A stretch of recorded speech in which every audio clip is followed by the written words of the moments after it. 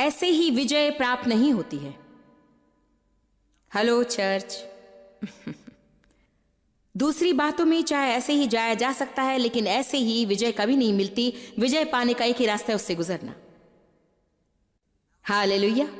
दोबारा कहूंगी, ऐसे ही विजय पाने का कोई मार्ग नहीं है। विजय पाने का एक ही रास्ता है, उससे गुजरना। लेकिन इसका मूल्य है। आपको मुक्ति के लिए थोड़ा दर्द सहना होगा। वैसे भी आप दर्द तो सह रहे हैं, लेकिन अभी का दर्द कोई फल नहीं लाएगा। लेकिन अगर प्रभु ने जो करने के लिए कहा है उसे करने के लिए दर्द सहेंगे, चाहे वो कठिन भी क्यों ना हो, वही चीजें आपके जीवन में विजय दिलाएंगी। और विजय की पहली कुंजी शायद सबसे महत्वपूर्ण, और जब मैं ये कहती हूं शायद आप सोचे कि ये कोई बड़ी बात नहीं है। लेकिन अगर जीवन में विजय चाहिए तो जो पहला काम हमें करना है वो है प्रार्थना। हमें प्रार्थना वाला व्यक्ति बनना सीखना है। यह सीखना है कि प्रार्थना सांस लेने के समान है। ये दिन भर की क्रिया होनी चाहिए। आप किसी भी चीज के लिए प्रार्थना करते हैं, हर चीज के लिए, हर कहीं प्रार्थना करते हैं, हर अवसर पर प्रार्थना करते हैं। आप आत्मा में हर प्रकार की प्रार्थना करते हैं। आज मैं महत्वपूर्ण कथन कहना चाहूंगी और चाहूंगी कि हर एक ध्यान दे, हालांकि कमरे में चुप्पी चाहिए। सामर्थ्यशाली होने के लिए प्रार्थना का लंबा होना जरूरी नहीं। यही प्रार्थना की सबसे मुख्य कुंजी है जिस पर हमें ध्यान देना जरूरी है। मैं इसका कारण नहीं जानती, खैर हाँ जानती हूं ये ऐसा है जैसे कि शैतान ने हमें ये मनोवृत्ति दी है। शायद हम सभी में ये है कि अगर हमारी प्रार्थना लंबी न हो तो हमें फल नहीं मिलेगा। कितनों को ऐसी समस्या है, मुझे है, और मैं जानती हूं ये एक प्रकार की भावना है जो हमारे अंदर पनपती है कि फल पाने के लिए आपको लंबे समय तक प्रार्थना करनी होगी। लेकिन जानते इसका कोई अर्थ ही नहीं बनता, क्योंकि बाइबल कहती है कि ऐसे पदों को बार बार मत दोहराओ जो कि लंबी जोरदार प्रार्थना का दिखावा हो, ये सोचकर कि अधिक बोलने से आप सुन लिए जाएंगे। क्या बाइबल ऐसा नहीं कहती कि आपके अधिक बोलने से आप सुने जाएंगे? ऐसा नहीं है। प्रार्थना जोर से हो तभी सामर्थ्यशाली होगी, ऐसा भी नहीं है। और न प्रार्थना का लंबा होना जरूरी है। प्रभु ने कई सालों पहले मुझे चुनौती दी थी कि जितने कम शब्दों में हो सके अपनी जरूरत की चीजों की मांग करूं।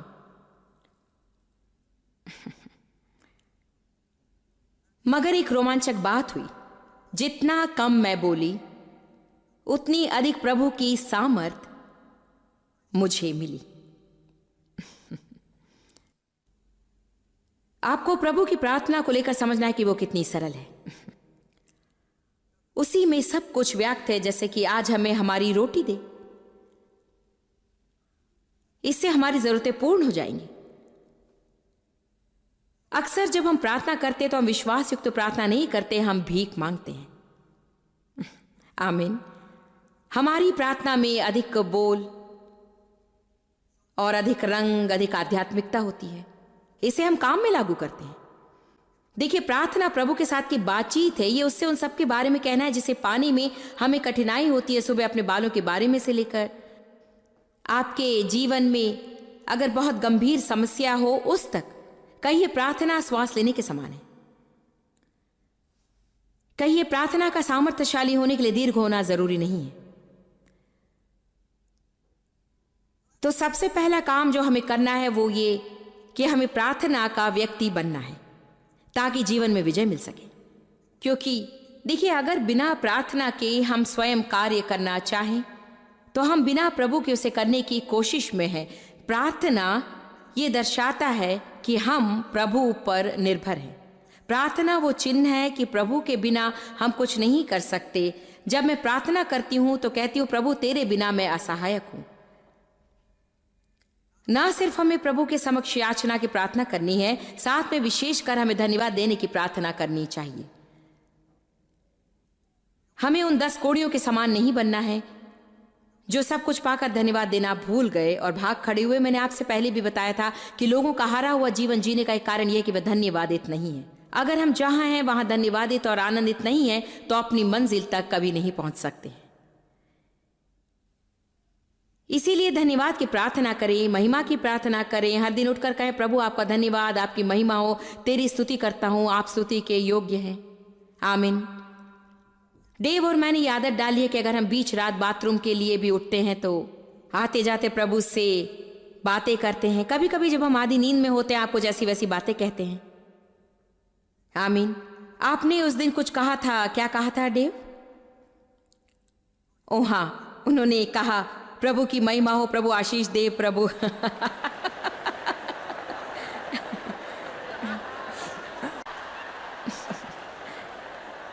एक बार आधी रात को मैंने अपने आप से कहते सुना, मैं ऊपर उठी हूं। प्रभु ने कहा, नहीं जॉयस, मैं उठा हूं, तुम थकी हुई हो। लेकिन वो मेरा हृदय जानता है। आमीन। और मुझे प्रतीत है कि हर सुबह हमारे मन में प्रभु होना चाहिए और रात में आखिरी चीज जो हमारे मन में होनी चाहिए वो है प्रभु। अब आइए देखते हैं रोमियो 14। जिस किसी को भी जीवन में विजय प्राप्त होगी उन्हें सत्य का सामना करना होगा, और जिस सत्य का हम सामना करते हैं वो किसी और के बारे में नहीं।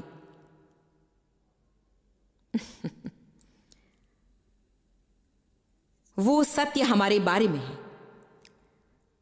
मैं आज सोच रही थी कि ऐसा कौन सा दर्द भरा सत्य है जिसका मैंने सामना किया।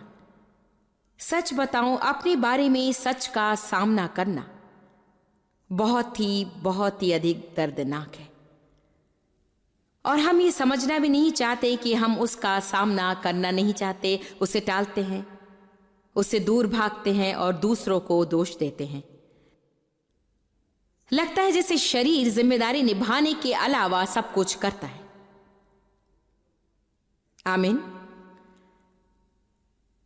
मैंने अपनी एक सहेली से पूछा, ऐसा कौन सा कठिन सत्य है जिसका सामना तुमने किया? उसने 1 मिनट सोचकर कहा, मुझे कहने में शर्म आती है।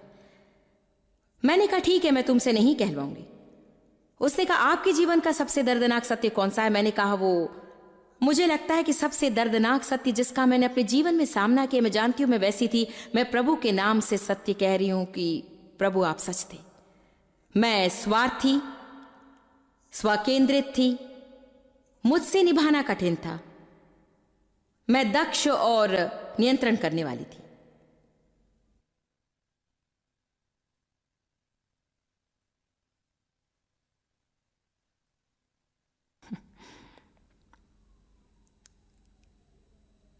जब मैंने इसका सामना किया तो मैं 3 दिनों तक रोई।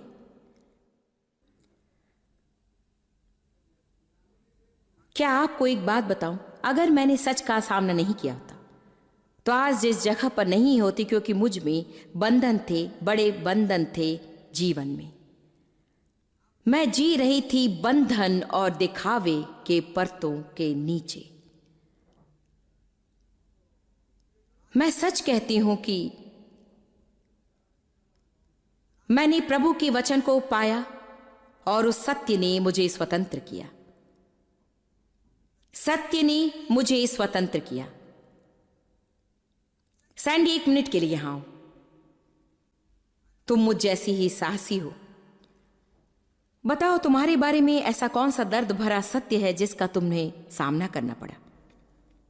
मैं वास्तव में सोच रही थी और मुझे सोचने का थोड़ा समय मिला, और एक सत्य है वो ये कि मुझे बहुत गुस्सा आता था और जिन पर मैं प्रभाव डालना चाहती थी उनके सामने तो गुस्से पर नियंत्रण कर लेती थी, लेकिन मेरे पति और वे लोग जो मुझे सह लेते उनके सामने मैं अपना गुस्सा उतारती, और ये बिल्कुल गलत था, बिल्कुल गलत था। जिनके साथ मैं थी मुझे उनका आदर करके प्रभु के साथ अपने गुस्से पर नियंत्रण करना था।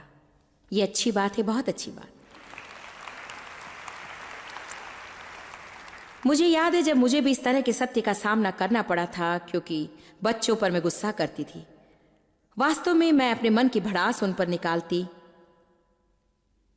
मैं उन्हें गाली देना या मारती नहीं थी, लेकिन मैं चीखती, चिल्लाती, बहुत सर पीटती, जो कि बच्चे के लिए मार खाने से भी बदतर था।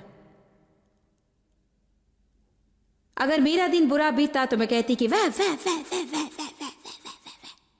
उसके बाद गुस्सा करती, बुरा बर्ताव करती और फिर अपने आप पर तरस खाती और बहाने बनाती। जानते हैं, जो शैतान हमें बुरे काम करने को उकसाता है, वही आकर जो बुरा काम हमने किया उसके लिए हमें धिक्कारता भी है।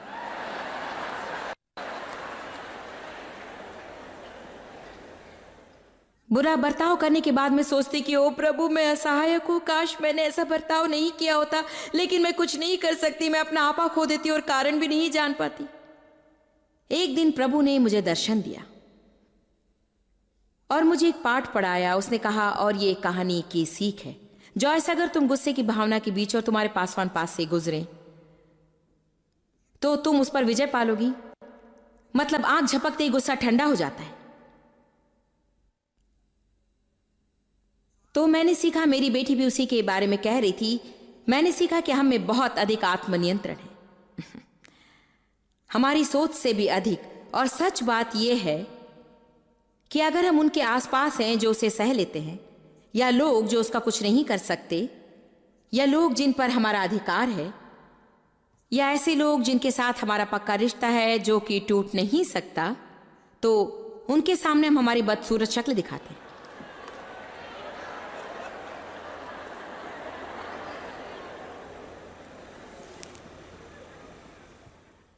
मुझे अपने कर्मचारियों से निपटना पड़ता है जो कि कभी नहीं मेरे साथ निरादर से पेश आते हैं, लेकिन फिर भी उनके नीचे काम करने वाले हमेशा उनके बारे में बुरा भला कहते हैं।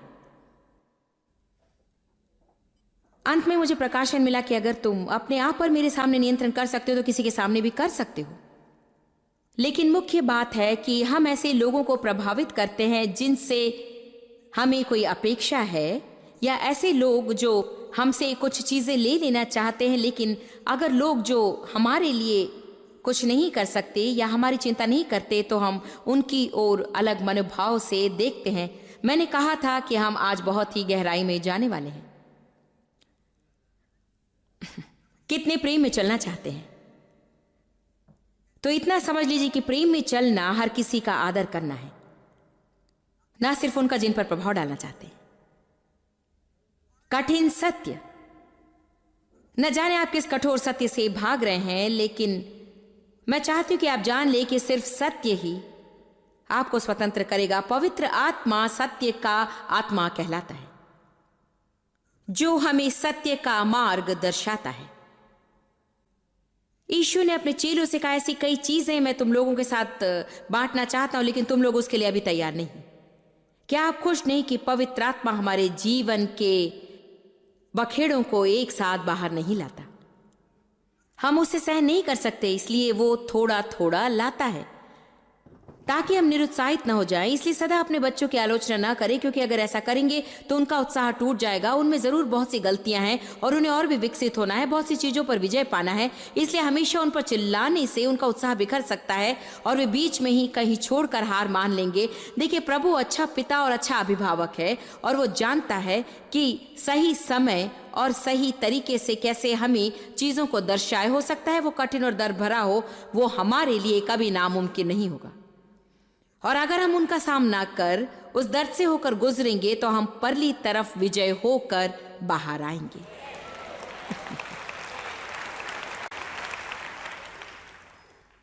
आज आप में से कई सदा बंधनों से झगड़े हैं और समस्या यह है कि आप विद्रोही हैं। आप नहीं चाहती कि कोई आपको बताए कि क्या करना है। आज आप लोग मुझसे मेहनत करवा रहे हैं। कम ऑन नाउ, इसे आप अच्छी तरह से समझ लें। रोमियो 14:12 कहता है, सो हम में से हर एक परमेश्वर को अपना अपना लेखा देगा। सो आगे को हम एक दूसरे पर दोष न लगाएं। हर कोई कहे दोष, कहिए दोष, कहिए दोष। हम सब दोष का खेल खेलना चाहते हैं, है ना? अगर मुझे घर से निकलने में देरी होती तो ये देव का दोष है कि उन्होंने मदद नहीं की। सो आगे को हम एक दूसरे पर दोष न लगाएं, पर तुम यही ठान लो कि कोई अपने भाई के सामने ठेस या ठोकर खाने का कारण ना रखे, तो वो कह रहा है कि आपसे नहीं पूछा जाएगा। मैं किसी और के जीवन का लेखा जोखा नहीं पूछूंगा, मुझसे सिर्फ मेरे जीवन और मेरे बर्ताव का लेखा देने को पूछा जाएगा। इसीलिए मुझे दूसरों के बर्ताव की चिंता करने की जरूरत नहीं है, मुझे सिर्फ अपनी चिंता ही करनी है। आमीन। आइए देखते हैं मत्ती 7।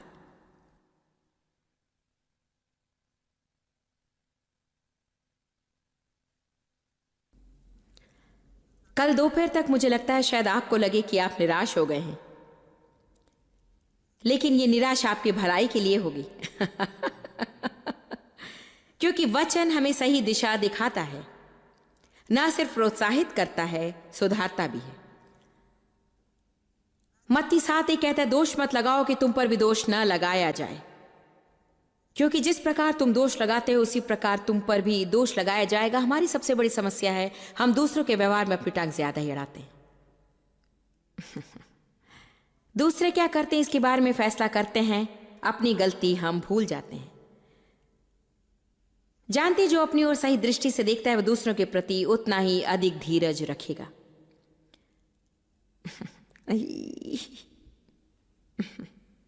आप कृपया समझिए, आज जो कुछ भी मैं आपको बता रही हूं, प्रभु मुझसे उन चीजों के बारे में पहले ही निपट चुका है। मैं आपको पका पकाया भोजन दे रही हूं। मैं किसी की तरफ उंगली नहीं उठा रही।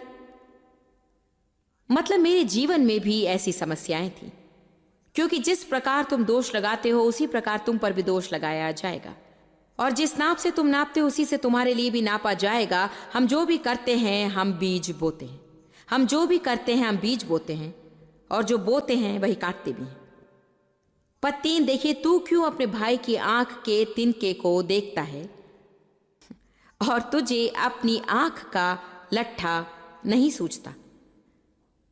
दूसरा अनुवाद कहता है, अपने भाई की आंख से टूथपिक क्यों निकालने की कोशिश में हो जबकि तुम्हारे खुद की आंख में टेलीफोन का खंबा है।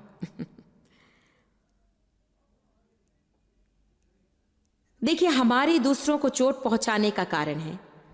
एक मिनट के लिए पवित्र कल्पना से सोचकर देखिए, जरा सोचिए कि मेरी आंख से ही बड़ा टेलीफोन का खंबा बाहर आया है और मैं अपने भाई के पास जाकर उसकी आंख से टूथपिक निकालने की कोशिश करती हूं। उसके पास पहुंचने के लिए मुझे टेलीफोन के खंबे से उसे मारना पड़ेगा। इसीलिए हम दूसरों को चोट पहुंचाते हैं और कहते हैं कि मैं तो आपकी मदद कर रहा था। देखिए, आपकी सहायता कर रहा था। पहले अपने आप की मदद कीजिए, है ना? दूसरों की मदद करने से पहले अपने आप की मदद करें। फिर कहा गया है कि अपनी आंख से टेलीफोन का खंबा निकालने के बाद अपने भाई की आंख से टूथपिक निकालने में मदद भी मिलेगी, आसानी भी होगी। क्यों? क्योंकि अपने आप पर जो गुजरती है अगर उसे समझ लें तो आप दूसरों के दर्द को भी समझ सकेंगे, तो दूसरों का न्याय इतनी जल्दी नहीं करेंगे और न उन्हें दोष देंगे, लेकिन ईमानदारी से, अच्छी आत्मा और हृदय से उनकी मदद करेंगे। ये न्यायपूर्णता और दोष देने की बात नहीं है, लेकिन दूसरों से दयापूर्ण रीति से निपटना सीख पाएंगे। कम ऑन, मैं आज अच्छा प्रचार कर रही हूं। पद 5 कहता है, हे कपटी, पहले अपनी आंख में से लट्ठा निकाले, तब तो अपने भाई की आंख का तिनका भली बात देखकर निकाल सकेगा। और आगे मत्ती 7:12 में बाइबल कहती है,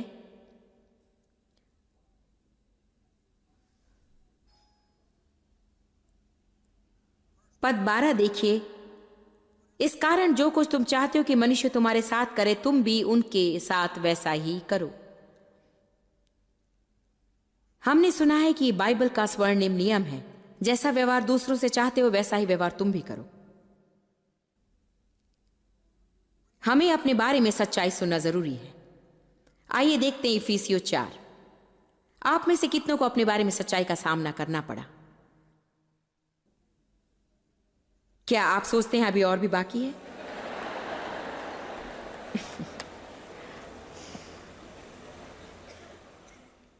इफिसियों 4:15, वरन प्रेम में सच्चाई से चलते हुए सारी बातों में सच बोलना, सच्चा व्यवहार, सच्चाई से जीना, इन सब में सच्चाई से चलते हुए। उसमें जो सिर है अर्थात मसीह में बढ़ते जाएं। जानते वास्तव में ये वचन क्या कहता है कि सच का सामना किए बिना आध्यात्मिक परिपक्वता नहीं मिल सकती।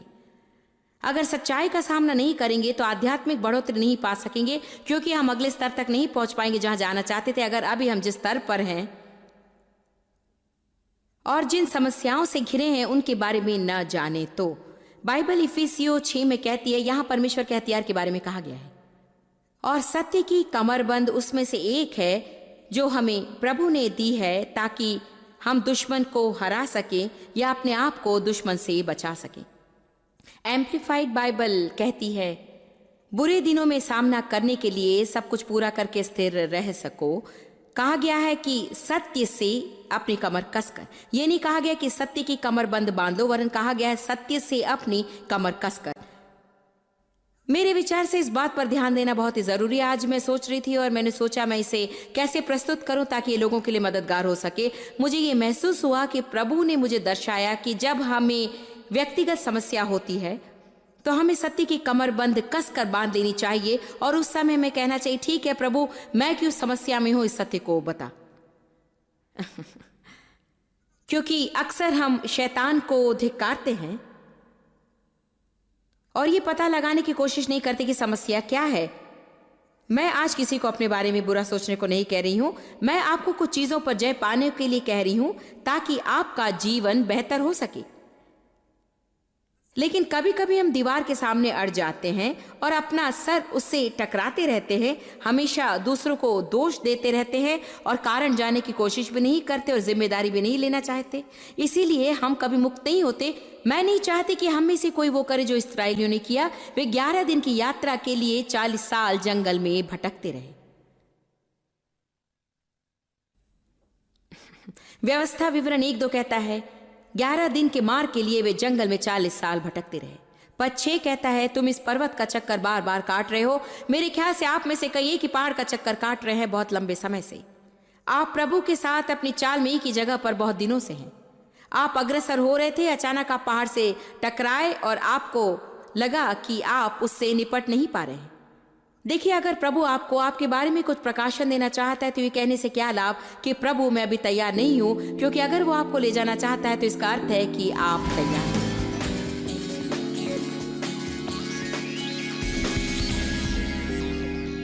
आज हम बातें कर रहे थे विजय की कुंजी के बारे में। एक चीज मैं आपको बताना चाहती हूं कि ऐसे ही विजय जैसी कोई चीज नहीं है। आपकी समस्याओं, आपकी परिस्थिति, आपके दर्द और दुखों से दूर होने का एक ही रास्ता है, उससे गुजरना। मतलब जीवन में समस्याओं का सामना करना, उनके बारे में प्रार्थना करें। प्रभु जो कहता है उसे करने में उसकी आज्ञा माने और धीरे धीरे आपके जीवन में बदलाव आएगा। शायद आपको ये बात अच्छी ना लगे धीरे धीरे, लेकिन चीजें धीरे ही बदलती हैं। प्रभु हमें हमारी विजय एक ही बार में नहीं देता है, वरन धीरे धीरे वो हमें चीजें सिखाता है, हम उनमें कार्यरत होते हैं और फिर अचानक हम कह सकते हैं कि मुझे विजय प्राप्त हो चुकी है।